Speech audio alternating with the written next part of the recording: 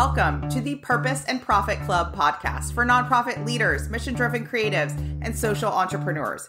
Get ready to stop dreaming and start doing. Here, ideas become action. We prioritize purpose and profit. You ready? Let's go.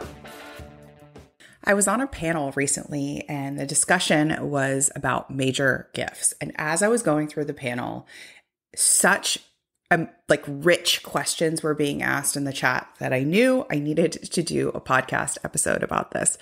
So if you're thinking, I know what I need to know about major gifts, or what are major gifts, or does this apply to me, or SOS help, Christina, this is the episode for you, especially as we gear up for year end. The way that I think about major gifts is different from the old school cultivation cycle, the old school, donor pyramid. It's totally different.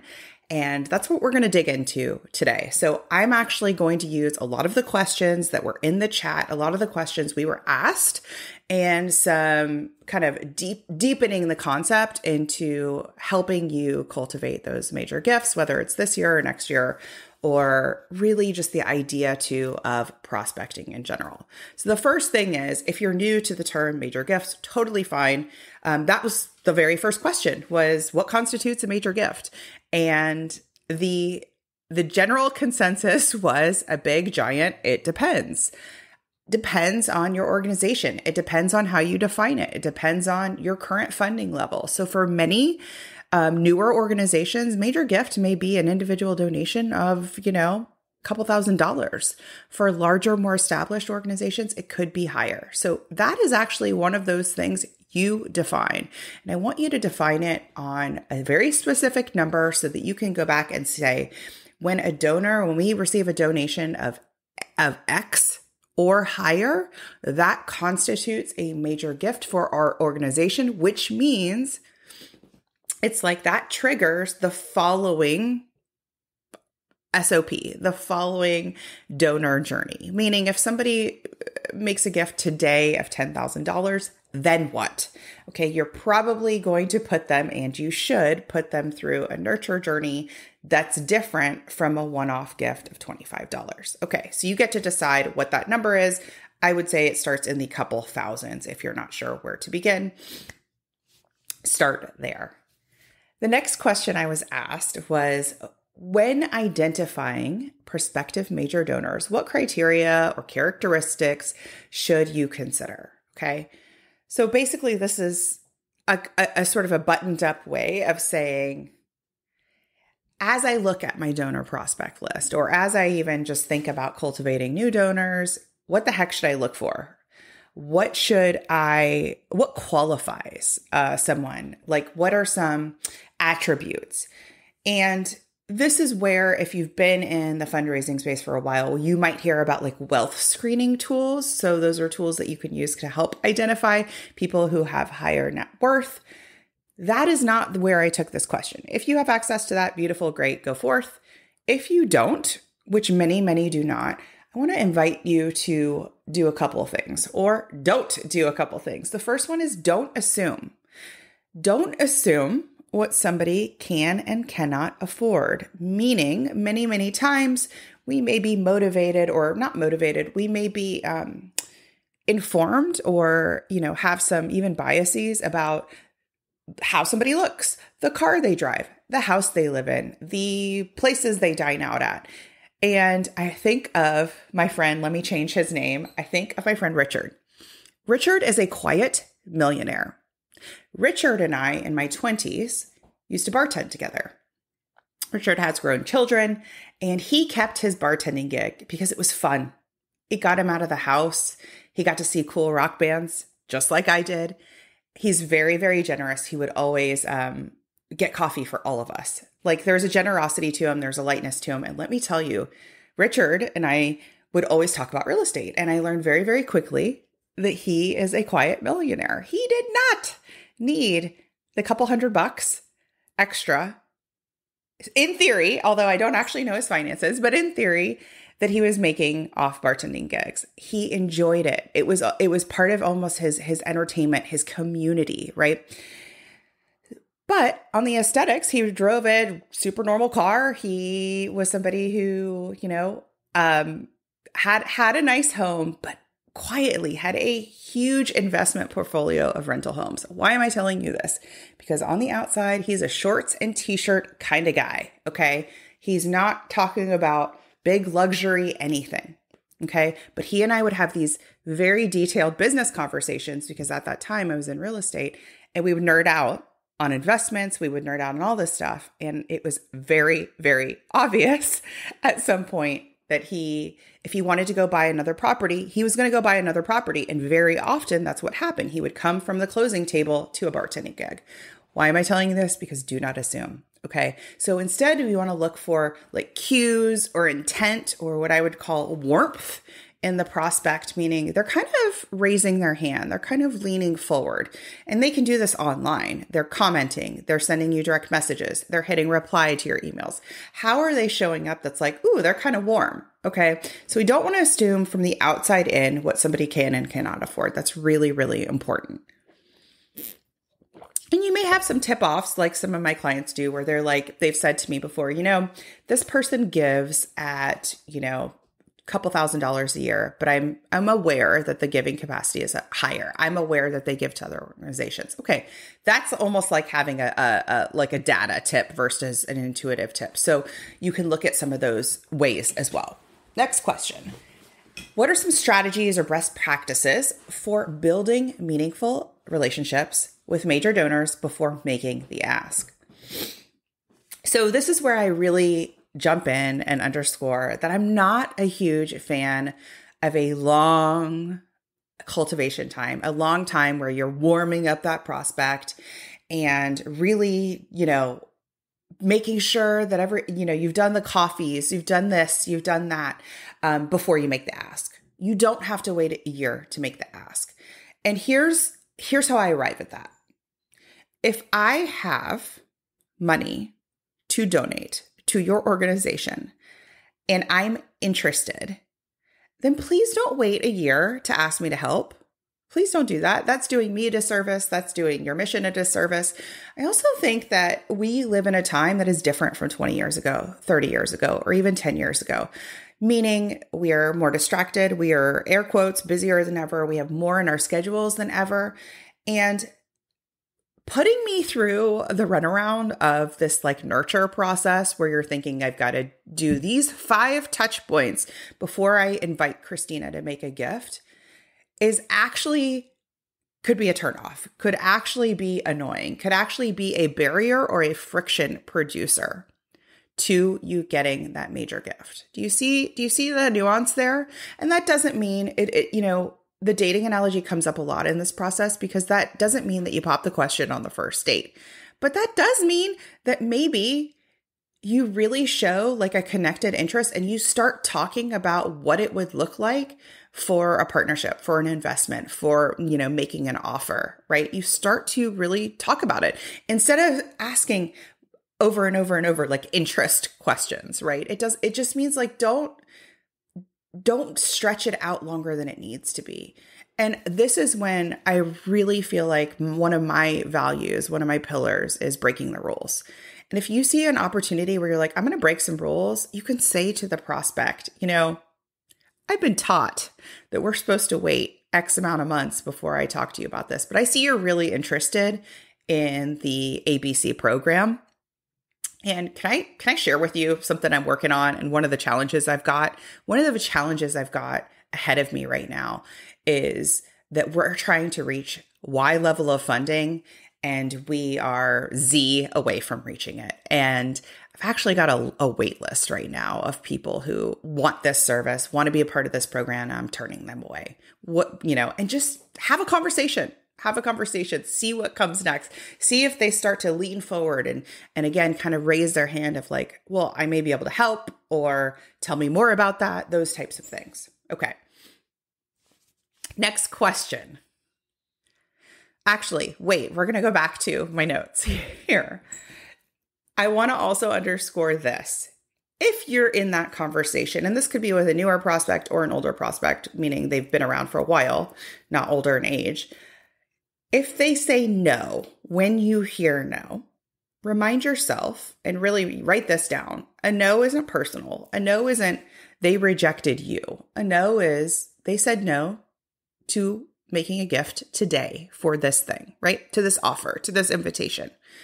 But a no also means you're in the arena. Many of my fundraisers that I work one-on-one with, we kick the can. You guys kick the can further down so that you don't have to get into the arena. So you delay the ask. So you keep the nurturing and the cultivating, and then you're stuck in that cycle to avoid hearing the no, to avoid hearing that little rejection piece, okay? So a no is part of the process. In fact, if you're hearing no's, you're doing it right. Of course, we want to get lots and lots of yeses too, but no's are part of the deal. Somebody DM'd me recently and I was very excited to see it, but because she said, I got a no and I thought of you. And she went on to say that she's really been pushing herself to have these funder meetings in a way that she hasn't before. And she knew that that was just part of the deal. And it was like, yes, that's part of the deal. And also that doesn't mean that's a no forever from this person. That just means the timing wasn't right. The pitch was unclear, right? It could be some other outside factor in that no. Okay, next question. What are some effective approaches for making the ask for a major gift? So how can you prepare yourself or your team for those moments? And this was really, I think, a strategy question in really, how do I outline the pitch? What are the exact things to say? And here's where I took it. The number one thing that you need to do before, in advance of making the ask, is to prepare you, to prepare your internal chatter, to prepare your thoughts about you, your thoughts about your organization, to prepare yourself, your nervous system. Because here's what we do. We go into these meetings with a pitch deck, or we go into these meetings with whatever you've got, a beautiful brochure, your talking points, right? And in advance of the meeting, you're feeling how you're feeling. If you're a little more established, you're feeling maybe confident. If you're newer, you're feeling wobbly and nervous and just can't wait for it to be over, right? And then you have the meeting, and during the meeting, it goes how it goes. And then you have that drive home, okay? And that is 3 different touch points of really important that in advance you prepare yourself for. I talk about this in the Courage Sandwich series, which is in episode, let's see here, starts in episode 45. Go back and listen to the Courage Sandwich series because that's a lot of S's. Because in that, I outline this concept of the courage sandwich. So before you go into a funder meeting, I want you to go through this process where you decide how you're going to talk to yourself before, during, and after the meeting. And when I say talk to yourself, I mean like internally or maybe even externally to colleagues or friends. So in advance, you're really channeling courage, not confidence, courage, because confidence comes with the act of doing. So for example, the first time I rode a bike, I was not confident I could ride a bike. I hadn't figured out how to ride a bike, right? But I could channel courage. Hey, I'm going to figure this out. Hey, I've got this. I'm on grass. If I fall, I fall. It's not going to hurt. If I've got my mom and dad here to support me, whatever it was, right? That's courage. So in the pregame, you need to channel courage. In the middle of the funder meeting, here's what we do very, very often. Go into the meeting and you're feeling good and you hit a stride, and maybe it's like, those conversations where you're volleying with somebody and it's like going really, really well, right? And then you hit kind of a roadblock where you get off your game. This happens to everyone. And then that internal chatter, that mean girl, that mean guy comes up and is like, oh, you're messing up. Oh, you shouldn't have done that. You got to watch that in the meeting. You got to watch those moments of that inner critic, because it will take you out of the space of service and giving and actually growing your organization. And your ego will show up and it will be all about you. And when it's all about you, it is very, very hard to cultivate, to craft a really amazing pitch. Okay.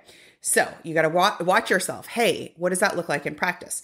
If I slip up, if I stumble on my words, if I need a moment to regroup in the middle of the funder meeting, guess what? That's okay. People need moments in the middle of meetings to regroup. That happens. And then this may be the most important part, depending on you and if you're maybe like me, which is the drive home, the ride home. The meeting ends. Whether you hear a yes, a no, a maybe, it does not matter. Here's what we do. Our inner critic loves to come out in that process and go, you got the gift, but you didn't get as much as you thought you would or wanted. You got the gift, but you really kind of messed up on that part. Or, boy, did you see that look they gave you, right? Like whatever the internal chatter is. So with the courage sandwich, you're really deciding ahead of time, how am I going to talk to myself afterwards, regardless of how it goes? And I want to invite you to remember that you're in the arena. You're building this muscle. This is whether it's day 1 of weightlifting or day, 4,000 of weightlifting. Like you got to the gym and you're lifting those heavy weights, right? The heavy weights in this case is putting yourself out there and fundraising for your mission, for your organization. So decide ahead of time, write it down. Andy Kay talks about this in her interview, which is on episode 57. She talks about how she really prepares herself using this process, and it works. And it makes you find the joy in this process, because when you feel really grindy and harsh, it's really hard to stay in this industry long-term versus going, hell yeah, I did that. It's working. I've got this. Okay. Next question.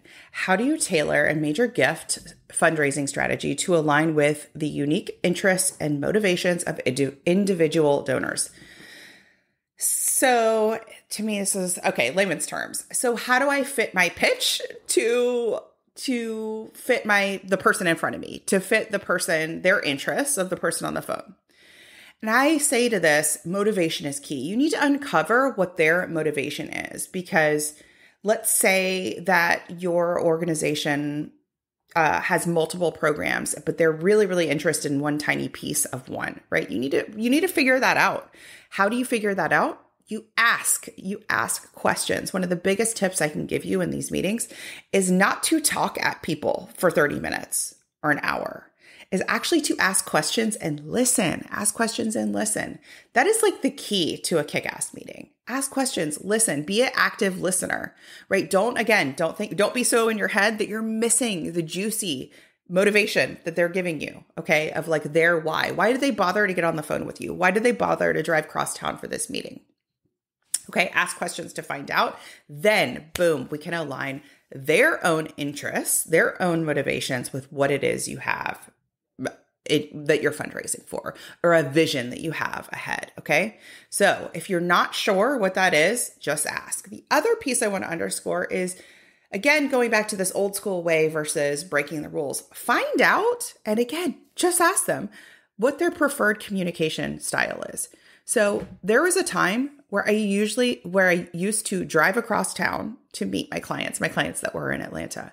And now I very rarely do that. Even the ones that are still here, we either meet on Zoom. I have one client who prefers phone.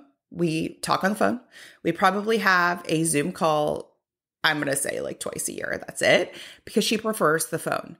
Now, there's only one way I could possibly have figured that out. Either I ask her and she tells me, or she specifically says, let's have a phone call. So it would be very, it would be a turnoff for her, and it would be a barrier to having a successful meeting if I said to her, hey, can we meet at a coffee shop from now on? Hey, can you come to my office from now on? Right? That's not her preferred meeting style. And so you need to ask these prospects their preferred way of being communicated with.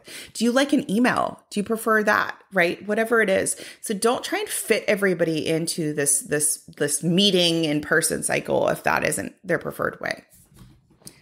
All right. Last question. What do you see as the future of major giving practices? How can fundraisers stay ahead? So I took this question. I said, this is my hope. This is my hope for the industry, because I think in order for the social impact sector to grow and thrive and impact more, we have to ditch the old way.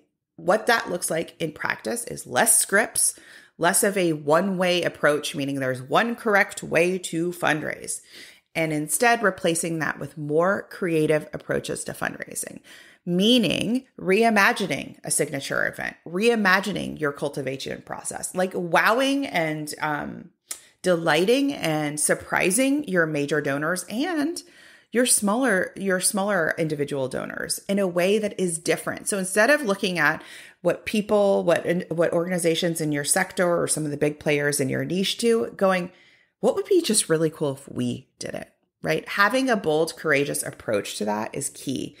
The only way you can do that is scaling up with tech. If you need help figuring out what tech tools to use, whether it's fundraising tools, email automation, etc., just send me a message. I will tell you, I've tried them all, and I definitely have some favorites that really, really help you automate these processes and optimize these processes, because that is really the future. Is we're going to see organizations who are stepping into using technology to help them, and many of them that are just like, we've got this solution and this is what we're using, and it's stuck, right? The last thing I want to leave you with, and this was a question, we had another question that was really good in the chat, which is, how do I know the right number to ask? Which underneath that, the question was a flavor of, what if I offend my prospect, right? What if I ask for too much? What if I over ask, right? Or if I ask a number that's outside of whatever, I'm going to offend them and then I'm not going to get any. Or I'm just going to right, I shouldn't shoot for the moon. What I said to him was, you're never going to know the exact right number. And by the way, I don't even think that prospect has an exact right number. Let's say I go into a meeting and I'm your prospect, and I know that I have $20,000 to give. Okay. When I hear you, let's say that you found out $20,000 was the number. When you say $20,000, I still may have a big reaction. I still may say, whew, that's a lot. So there is no exact right number. And many times you're under asking, you're softening your number because you're just afraid of the big reaction. And I would argue that there are some folks who, especially for a 5-figure gift, are just going to give you a big jaw open reaction for fun, right? Because a big number is a big number, or $100,000 or $1 million, whatever the number is. So if they have a big reaction, that's okay. That's okay. Everything I've gone through today is 100% applicable for profit. So as I think of my consultants, I'm going through the same process that I would in a discovery meeting. So have I ever been in a discovery meeting where I've said to a prospective client, the fee is $10,000, and they've had the whoo reaction? 100%. That's okay. That's okay. And where this question evolved in the panel was, I said to them, if you ever just completely miss it, like it's a total misfire, right? And you feel like you risked that relationship, and you feel like we're in the danger zone now, I've offended, you can leave that meeting. You can let it breathe for a day or however long you want. Pick up the phone, write an email, write a note, and say, you know what, Sarah, I got to tell you, I overshot, and I know that. And say, I've been thinking about our conversation yesterday. I overshot, and I know that. And I want to be honest, I really hope that I didn't offend you. And I really hope that you understand. I really want you to understand why I shot for the moon and the stars here. The reason why is I'm sitting at my desk and I'm looking at this wait list getting longer. I'm turning away people who need our help. And the best way that I can say yes to all of them, and by the way, this list is now hundreds long, is by getting that 100K donation. That's why I said that number. And I totally get it.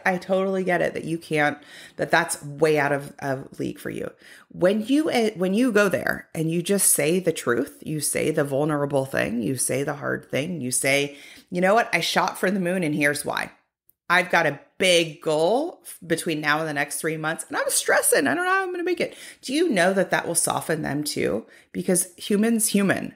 The person that you're on the other side of the table with, or on the other end of the phone with, they've also overshot something before. I'm picturing like kicking a soccer ball into a goal. They don't miss it. They don't make it every time. Or, have you ever watched the people throw the first pitch at a baseball game when it's like a celebrity or somebody else? Have you ever watched, you should watch a highlight reel of those. The amount of times where the average Joe totally misses the batter is hilarious. Like they totally overshot it. Like that's okay. A human's human. And if you can just acknowledge and normalize and just say, and take responsibility for, I totally overshot it. Give them context why. This is why. I'm thinking big. I'm dreaming big. And that is a time to remember the courage sandwich and how you're going to talk to yourself after, right? So you're going to make sure that you don't berate and beat up yourself on overshooting that number. And I'll leave, let's end with this, which is very, very rarely do I have a lot of my private coaching clients that say, oh, I overshot it again. Most of y'all are undershooting it, meaning instead of asking for $20,000, you're going into these funder meetings asking for $2,000. So I'd rather nudge you to overshoot it a little bit. See what happens. Okay. You're going to be in the ballpark. You're not going to sit down and ask for $2 million if the funder is at a $2,000 capacity. I just know it. You've got it. Follow your own intuition, but stretch it. Push your edges. Push the limit a little bit out of your comfort zone, because this process is not inherently comfortable. It's not supposed to be. So let yourself channel some courage and take the action. I hope that was helpful. If you're thinking, okay, amazing, and I need more help, then book a discovery call with me. We can talk more about working one-on-one together. I'm cheering you on, and I will see you next time. If you ask me, everyone should have a coach, especially you. I want to invite you to schedule a free discovery call with me. Go to splendidatl.com/contact. You'll see my calendar there. Book a call with me. You'll learn about my smart growth method, where we can grow your business or organization sustainably with ease and massive impact. Think you've reached out to everyone in your network? Are you out of ideas to get noticed and get funded? I hear you. That's why I'm giving you a chance to steal my prospect list. Yes, you can generate leads for your nonprofit or impact-driven business. Grab my mini training and list delivered to your inbox instantly. Go to splendidcourses.com/prospect.